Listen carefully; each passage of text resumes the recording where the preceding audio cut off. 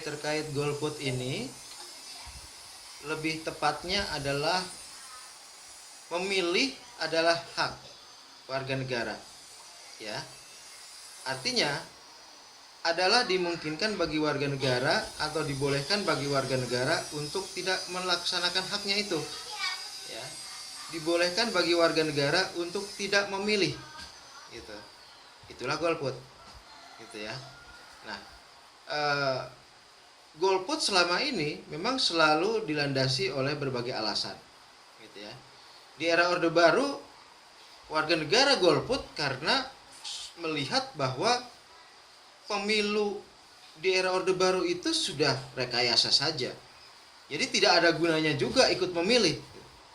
Karena yang terpilih itu sudah didapatkan sebelum pemilihan, gitu. Ya. Pemenang dalam pemilu legislatif di era Orde Baru pun sudah ada sejak sebelum pemilihan, sebelum pemilu, gitu ya. Golkar itu selalu mendapat 70%, ya, bahkan lebih dari 70%, dan itu hasil rekayasa, gitu.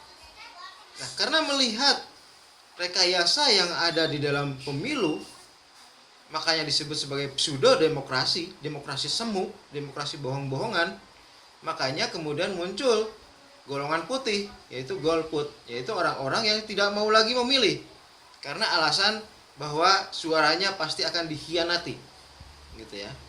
Nah, di era sekarang, di era demokrasi, kadang-kadang orang juga masih golput.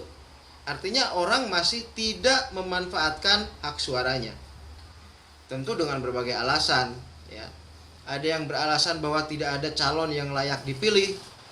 Ada alasan bahwa selama ini pemimpin terpilih juga selalu mengkhianati rakyat, gitu ya. Selalu malah berfoya-foya dengan uang rakyat, gitu.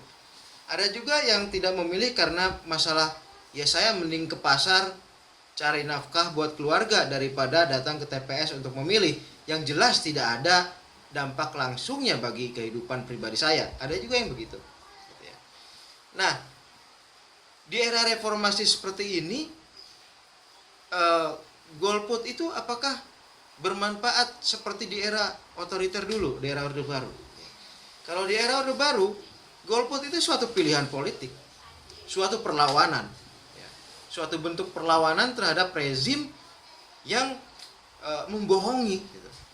Rezim yang memang sudah merekayasa, gitu ya, hasil dari pemilu itu. Nah, di era reformasi sekarang tentu akan sulit mencari manfaat dari golput itu, gitu. Kenapa? Karena pemilunya itu sudah terawasi, pemilunya juga sudah relatif demokratis, ya. Tentu masih ada saja memang pelanggaran-pelanggaran, gitu.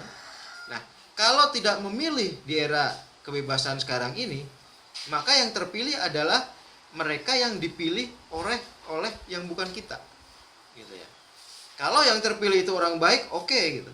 Tapi kalau yang terpilih itu ternyata orang korup, ya kan, orang yang tidak bermoral, nah rugi kita, gitu.